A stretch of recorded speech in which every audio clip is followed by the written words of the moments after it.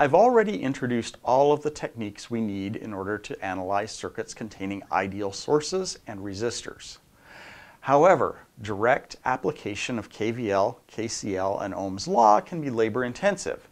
In the next few chapters, I'll be talking about techniques that allow us to simplify our analysis. The first of these techniques is called circuit reduction, which I'll introduce in this video. So far, we've used a brute force technique which requires us to define all possible voltages and currents in all of the resistors in a circuit.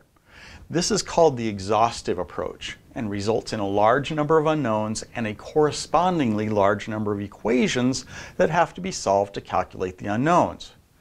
However, we often don't need to determine values for all possible variables in a circuit. Usually we need to calculate only a few variables that are of interest in the problem at hand. If we're only interested in a few variables, it would be nice if we could write and solve fewer equations and determine just the variables we need to know. One such shortcut approach is circuit reduction. The goal of circuit reduction is to reduce the number of equations that we need to write and solve. The basic idea is that we're going to reduce the number of elements in the circuit by combining multiple circuit elements into a single element with the same voltage current characteristic as the original elements. If we reduce the number of circuit elements, we automatically reduce the number of unknowns that we have in the circuit. It's important to keep in mind that this is an analysis technique rather than a modification to the original physical circuit. We're just conceptually changing the circuit to make our calculations easier. Not all circuit elements can be combined, so be careful when you're reducing your circuit. You can only combine resistors if they are either in series or in parallel. Circuit elements are in series if they share the same current. So if I have two and only two elements connected at a single node, KCL at this node will tell me that these currents, I1 and I2, are the same. If I have more than two elements connected at this node, they won't be in series. Circuit elements are in parallel if they share the same voltage difference. If I do KVL around a loop and encounter two and only two elements in the loop, those elements will be in parallel.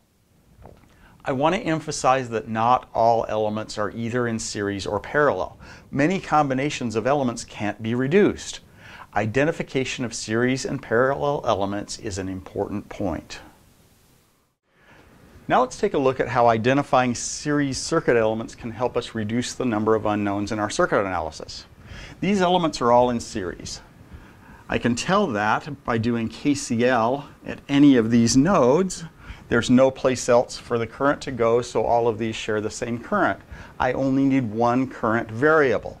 So if this current is I, then this current is I, this current is I, this current is I, and this current is I. I've actually written 5 equations and 5 unknowns, solved them in my head, and reduced it to a single variable. Now if this current is I, the voltage across this resistor by Ohm's law will be R1 times I. This voltage will be R2 times I, R3 times I, and R4 times I. Now I've written Ohm's law 4 times. The only thing left to do is KVL. So KVL says minus V sub S plus this voltage, R1 times I, plus this voltage, R2 times I, plus R3 times I, plus R4 times I is equal to 0. That gives me one equation and only one unknown. I can solve that for I. Once I have I can find out anything else about this circuit that I need to know.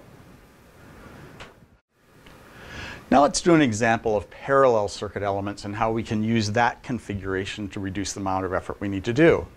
If I call the voltage across this current source V sub S and then do KVL around any of these loops, I find out that these resistors all share the same voltage difference and they're all V sub S.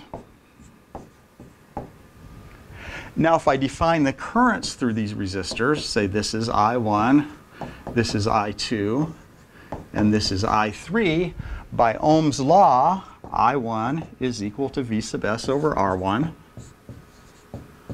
I2 is V sub S over R2, and I3 is V sub S over R3. I can do pretty much all of this in my head. Now, if I do KCL up here, with positive currents leaving the node, this is going to be minus I sub S plus I1, which is V sub S over R1, plus I2, which is V sub S over R2, plus I3, which is V sub S over R3. That gives me fairly easily one equation and one unknown, which I can solve for V sub S. Once I know this voltage, I can find out anything else I need to know about this circuit.